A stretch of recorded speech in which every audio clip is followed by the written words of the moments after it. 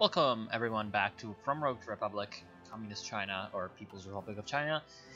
And we're back. It's been a while, a few days since I've actually done any of this, so I need to check up on myself a little bit. Last time we took out an insurgency in the east of the USSR, which I think was this guy's fault. I think it was this guy's fault. I'm not sure though. Poland refuses German ultimatum. Interesting. War for independence. Doesn't look like it was his fault. I myself thought so, but it doesn't look like it was that. Yeah, no.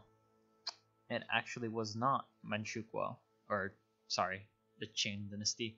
Oh well, I guess it was just something. I'm not sure whose focus tree caused that, but yeah, it seems like there's a bit of a mess going on in Europe right now. There is a bit of a naval landing from the forces of the Allies and the Comintern, trying to fight off the Axis both in Spain and France. Does seem to have attracted a bit of attention. They're trying to push for Bordeaux, but it's not. Maybe not working, I'm not sure. There aren't that many British divisions over here that don't have that many supplies, so I still think that that landing is going to be defeated eventually. But Poland just took Danzig or war, and so Poland refused German ultimatum, and well, considering how Germany is pushing quite well in the east, actually having Poland in the war might turn the tide of that, or maybe Poland might just get crushed because there's a lot of German troops that are over here. In fact, that seems to be happening. And we're getting talented personnel, so at least that's good.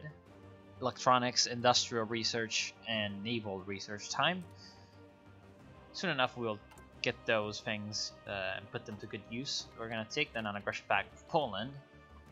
I would really like to see an encirclement of German divisions around Minsk, but I don't think it's going to happen.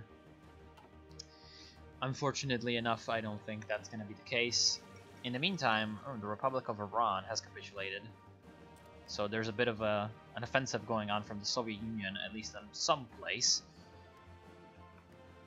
And well, they tried to retake Armenia, but it didn't really work out for them. And now the Germans are pushing back with a lot of mountain divisions and motorized. In the meantime, the Axis is still pushing in the center line, and that's kind of a problem for Poland because they're getting encircled on multiple flanks, and the Soviets are keeping a huge amount of forces on the Polish border, which is not only giving them attrition because of too many units in a place, so the supply lines are a bit stretched, or maybe it's just because they're moving through marshes. Actually, they're moving through the Pripyat marshes, and so that's gonna get them quite a lot of attrition. And also what that is doing is that it's essentially just keeping Polish units on the border as a response, so it's pretty bad. We can take concentrated industry free, or we could take something else. I'm not sure. With the military industry that we do have, soon enough artillery is going to become important. What's also going to become important is trucks. We even have a way to get our motorization in any way sped up. Armament reorganization, reclaim Xinjiang, liberate Tibet. This is the army tree, so it doesn't look like any motorization will be available to us for free. Maybe army reform? No. Nope. So we're going to take motorized because we need it. And I really would like to start to get some mobile divisions in the works. Because infantry spam is good and well, but sometimes you just need superior mobility in order to defeat superior enemies. There's still some holdout of the Republic of Iran in the south over here in Bandar Abbas, but that's not going to be too big of a deal. The Qingdao MP-18 is going to be followed up by the Papasha 41. Hopefully we will have yeah, we can go straight for it. In the meantime, we're going to continue to upgrade our infantry, of course, to the new models of rifles. And over here, I kind of want support equipment to be produced. Free of that. And then once we get, once we actually get the ability to produce motorized trucks, then we're going to do that as well. And we're going to also keep in mind that artillery is going to be an option soon. Latvia wants a pact of non-aggression, that's fine. So what did we just research? I'm guessing it was improved machine tools. And so we could go for electronic mechanical engineering and then radios. I think that's going to be fine for now. And the German Empire is justifying against us. No, wait.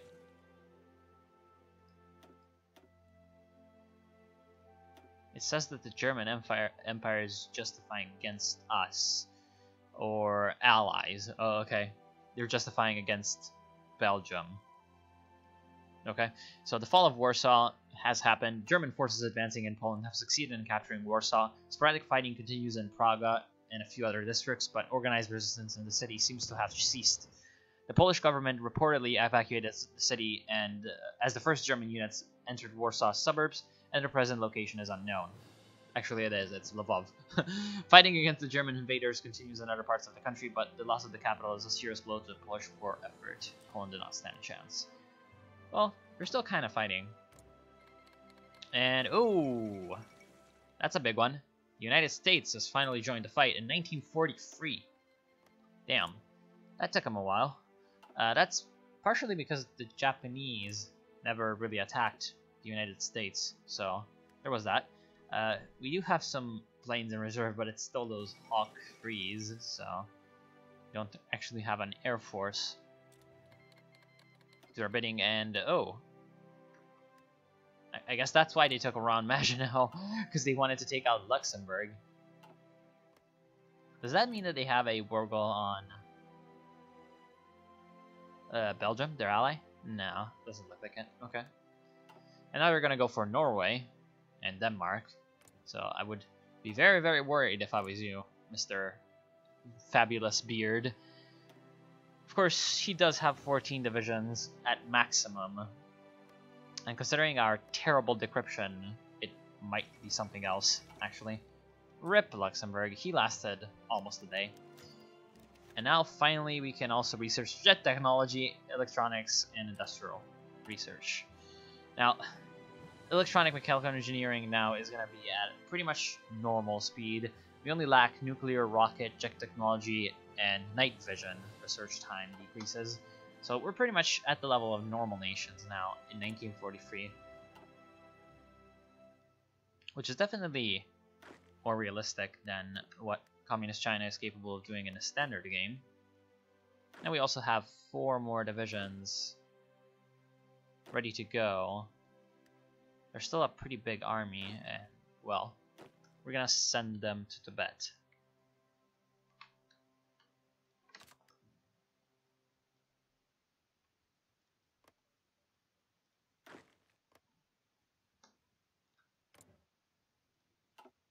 What is Taiwan doing? Northwest Insurgency.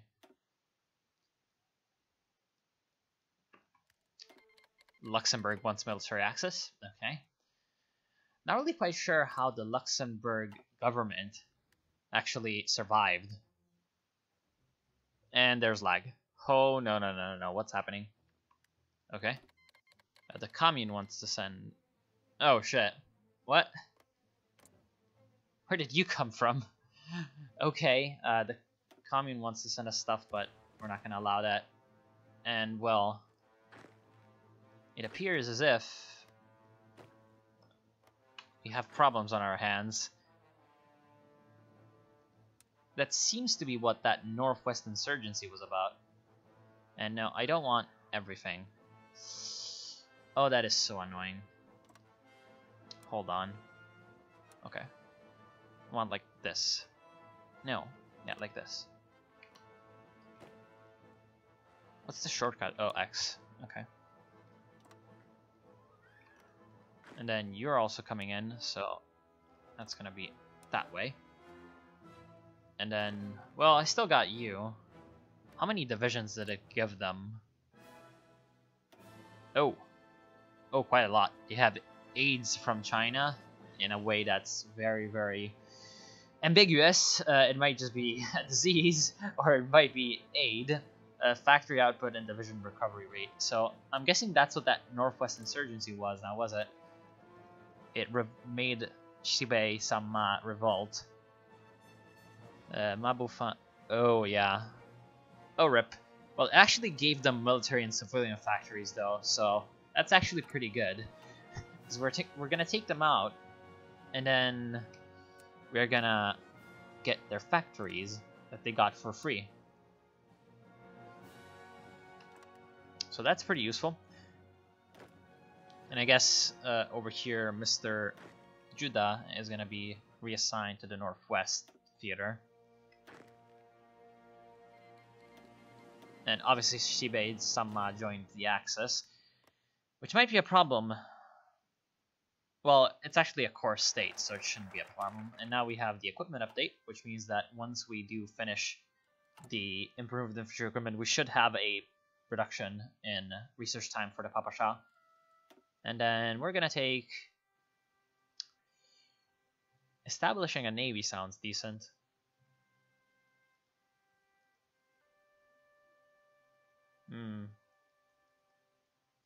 Yeah, all the other things... Oh, actually, Dare to Die Corps.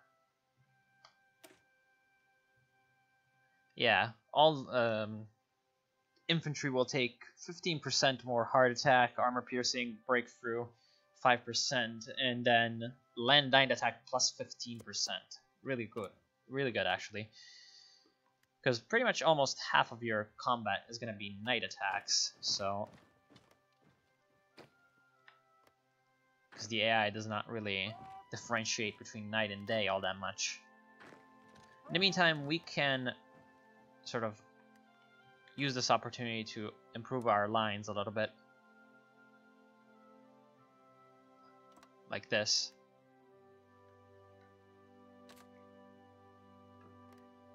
And attempt to grab some free territory whenever we can. Like these provinces. The city. And then down here.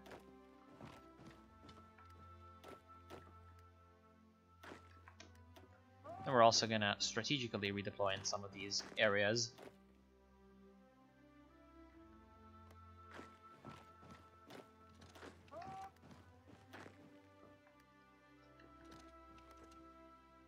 Which should hopefully give us a bit of a nice head start on them. And over here is still confusing because if I go with my front line up to this province over here, then it decides that it needs to wrap all the way around, and I don't want that. But I have no choice in the regard because, well, the game wants me to do that for whatever reason. Now I'm gonna be waiting until I get an actual good planning bonus before I start attacking, because this area is very mountainous. So I don't want to exactly force my troops to fight in areas where they would be very, very ineffective.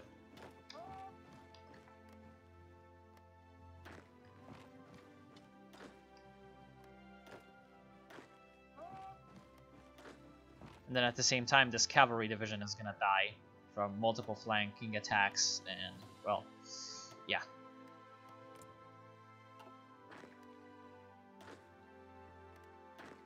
So it looks like they've managed to waste one of their cavalry divisions that they were so generously provided by the game. And now we seem to have almost lost the lack of strategically... no, that was not strategic. The lack of... what's their name? Skilled personnel. They still have a pretty hefty nuclear research time decrease. Which is actually kind of funny because in Hearts of Iron 2, tech worked differently. There were things called tech teams, which essentially you assigned to various researches, and the better the tech team, the better the research. Because, well, the tech teams also had like skills So, for example, if you wanted to research nuclear tech, you'd have to have, well, you didn't have to, but to do it in any kind of speed, you'd have to have a nuclear scientist. And Communist China was one of the very few nations which actually got a nuclear scientist later on in the game. So it's kind of funny that right now it's harder for us to research that. It's a bit of a break from the earlier games, actually. And fight for China. It is time to get rid of China of the sickness that is the... Oh, right. I'm pretty sure we've been doing that already, and now we're back to Communist China. Oh boy. We've already founded our nation, which means that we're not gonna... Yeah, our cosmetic tag is not gonna change, I think. Which is, well, kind of annoying.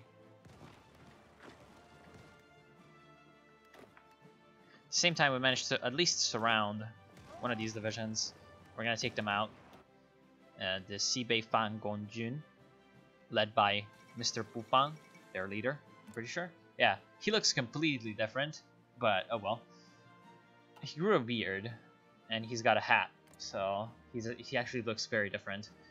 And he's a decent general, actually. Skill 5, very nice. And there goes Poland. Who's left in the Miedzimorze? Oh, this guy, Latvia, who actually has a communist majority. Interesting. And looks like the German push in northern Russia actually got kind of shut down. Leningrad is still under the control of the Soviets, and well, the Germans are kind of getting pushed back, but at the same time there is a new front that has been opened in Byelorussia and in western Ukraine and Galicia, so there's going to be a bit of a harsh fight for that terrain. And then looks like the D-Day is still kind of working. There's a French fleet off the coast, and then there's a lot of British divisions in Poitou. I do not know how to pronounce French. And then all along the northern coast, there's a lot of Allied troops fighting it out. And then, well, I'm guessing the USA is going to start to help very soon, considering there's a huge stack of different types of US troops right across the channel. So soon enough, I think the United States are going to start to get involved in this war. They have a huge amount of air force, a very, very big army, and a pretty big navy.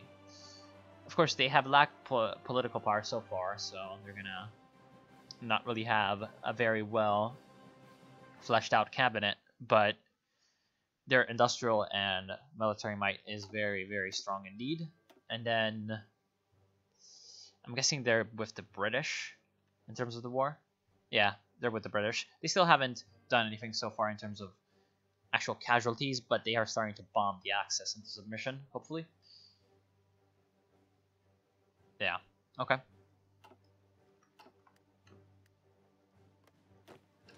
In the meantime, some of these areas are going under the control of nationalist China, and there's a huge amount of XiBei troops trying to attack me.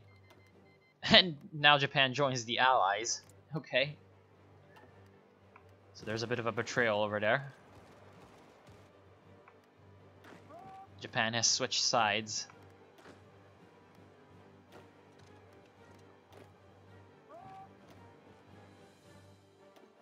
This time it wasn't Italy, interestingly enough. And now we're going to surround these two cavalry divisions. Thankfully, we've got a lot of troops ready over here to punch a hole in that pocket and relieve our territory of these dogs. Horse riding dogs.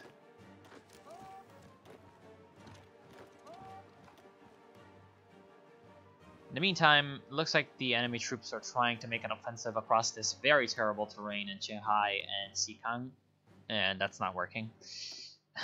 Our superior firepower troops and, in general, superiorly equipped men are definitely going to be able to stand their ground in the face of such an onslaught. At the same time, we can also do some nice flanking attacks. And they're also starting to run out of supplies, so we can also bring in our men and take advantage of it. The fact that they're running out of supplies. Unfortunately, we're still gonna need to take their cities before they surrender. Right now, they're at 57% of control, 61% towards capitulation, and Ireland joined the Allies. Welcome to the club. And yeah, where's their capital? Over here. I can't see the name of it because it's hidden by the troops. But yeah, Talmud maybe? No, Talmud is something else. It's Golmud, right? I do not know what Talmud is. What is Talmud? Why does it... I don't know, I feel like it's supposed to be something. And I've just forgotten what it is. Probably someone would be mad at me for this, but oh well. Because it's probably something important, but oh well. Don't really care. And there goes Operation Visitorboom. Attacking Norway only. They didn't attack Denmark. We have a war goal against Denmark though, right? No? Oh yeah. Yeah, war goal against Denmark and a war goal against the Netherlands. Right, the Netherlands are in the war. Makes sense. Our northwestern troops are starting to push in, and I think we can activate the plans now and let the AI handle this in its last moment. These people are very annoying. Can we even stage a coup?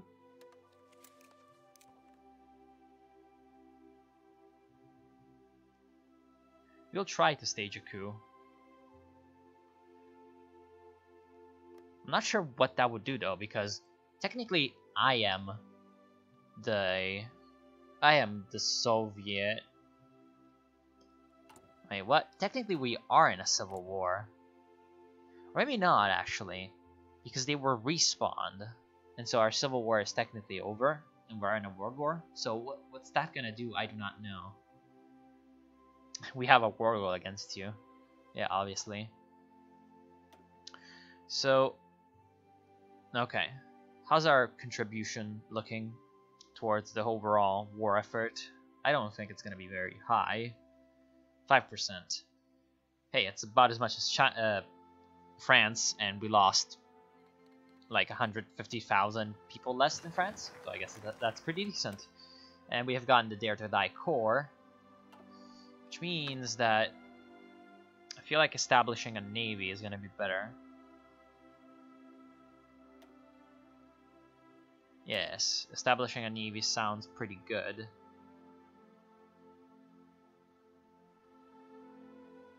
Because that's going to give us a lot of naval dockyards. And a lot of research bonuses for naval doctrines. Unfortunately not for ships though, which means that we're going to have to get ourselves research bonuses for that earlier. And it's still wanting to build those coastal forts. For now it's really not that important. We'll continue the dockyard expansion.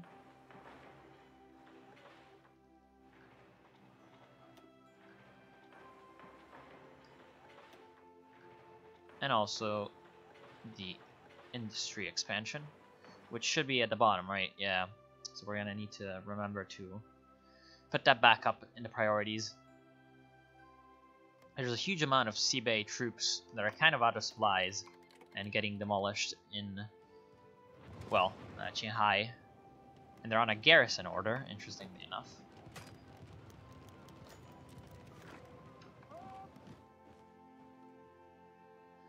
We just need to take the capital at this point, and we're going to have pretty much victory in our grasp, so hopefully our army will be able to secure the victory in that regard. Now, we can get some oil from the Soviets, which is going to be fine. And the fall of Kiev. So, the capital of the Ukrainian SSR has been captured by the advancing German armies in the Soviet Union. The capture of one of their most important cities is a serious blow to the Soviets, but the question still remains whether the Germans can keep up their momentum. Moments after the Germans had occupied the city, thousands of mines planted by the NKVD were apparently detonated in buildings along... Oh my god, if it was Cyrillic, I could read it better. I'm gonna go with Chrestiatic Main Street, causing even more damage to the already ruined city. Now the invading forces look to the east, a significant development. Actually, right now, one important thing would be to get mountain infantry. Because I really like mountain infantry. And well, I think we're gonna have to kiss our Soviet friends goodbye soon enough. Because the whole German swarm is now coming forward. Because, well, they now have an access route into the Soviet Union. And, well, the Soviets appear to be, in general, out. And they're claiming Xinjiang, which is not exactly useful. But oh well. Yeah, the Germans are just barreling their way towards Moscow. And Moscow is protected by quite a lot of forts because they took the national focus that fortifies Moscow, but that's still not going to be enough. And there goes XiBei-sama.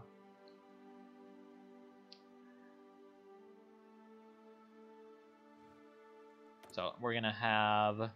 Soon enough, we're also going to have artillery available. Are we? No. Motorized, and then artillery. We do have a research time decrease. How many of them? 3 of them. Very nice. So we can also research artillery quickly enough. Then we're going to have a... For now, that's going to produce infantry equipment, but that's going to be switched on over to motorized. So our armies are now a little bit more free to do their, well, whatever they want to do. And then, yeah, we're gonna keep the attack on a low front against Tibet.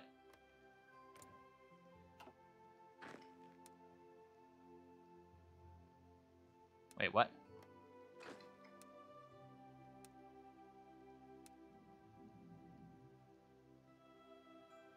Because we don't want to overextend in the mountain terrain. How many troops can we actually hold because of our logistics? Looks like a few more. So we're gonna take half of you, and bring you on down towards Tibet as well. Actually, let's keep this guy here.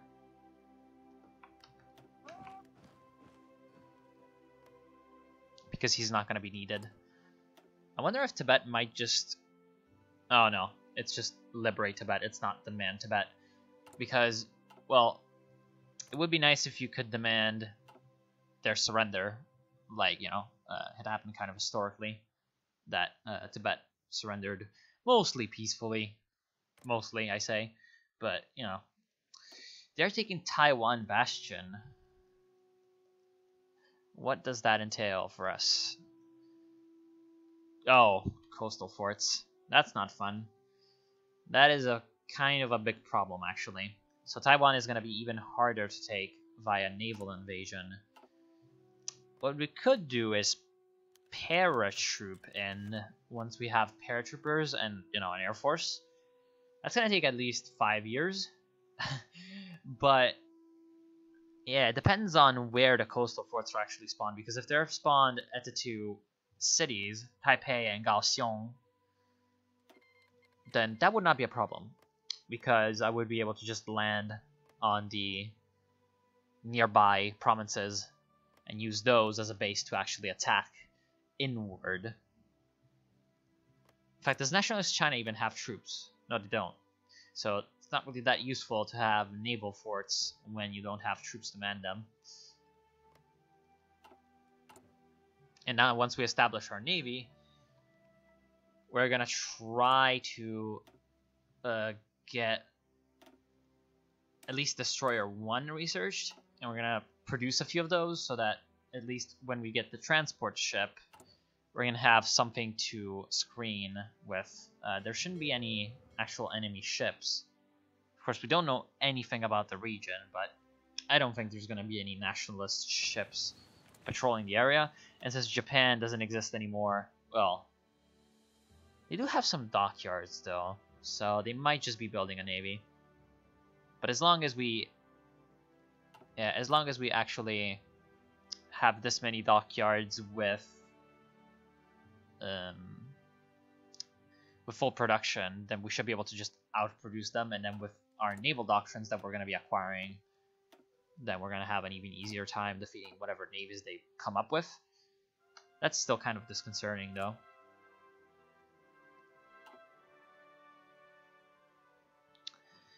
And yeah, the problem is still the fact that our allies are going to get creamed. And eventually the Germans will be coming in through the northwest. That's not going to be fun. That's not going to be fun at all. Denmark capitulated, obviously. But, yeah, even in the west, the Allies are taking beatings. Of course, at least with the help of the United States, it seems like the Allies have managed to secure a hold in the western Atlantic ports for France, along with a lot of paratroopers and Marines from the the Americans. Then they're gonna have an easy time at least holding the ports, because they're quite close to the United Kingdom, so they can send reinforcements there. Ooh, Lord Halifax. They don't have Churchill, interestingly enough. Now, thinking about it, I almost never see Churchill as a leader of the UK in this game. Partially because I almost never play... I actually almost never play vanilla, but, you know. Yeah, now we have completely removed the penalty from lack of skilled personnel, and we also have a research slot. Excellent. So, at least now we're going to have even more ways to expand us. And we're going to take destroyers. We want to bring our destroyers up to date so that we can at least start producing them in great numbers. And then after that, we are going to go for the carrier models to help them out. And now we have the establishing a navy, so at least we're also going to have some naval doctrine bonuses. For now, though, we can also take... that's going to increase our political power again, which should not be too bad.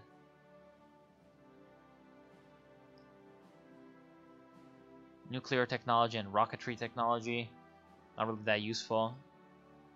That's not really useful either. State control education sounds decent.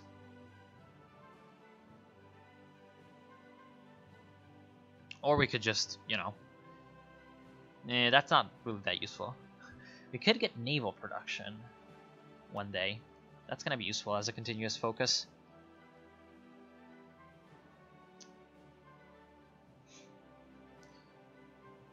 Oh, I should have done this before I started a coup. Actually.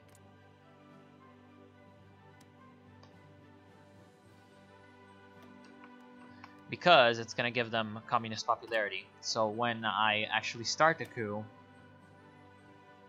Yeah, when I actually start a coup, they're going to have a bigger communist popularity. So hopefully it's going to actually spawn things.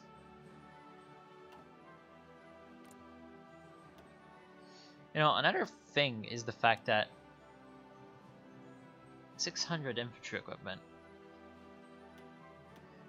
How can their units defect if they have no units?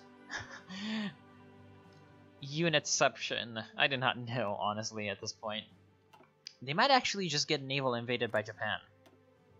Japan does have a navy, and they do have troops. That would be extremely aggravating. To have them just be invaded by Japan again.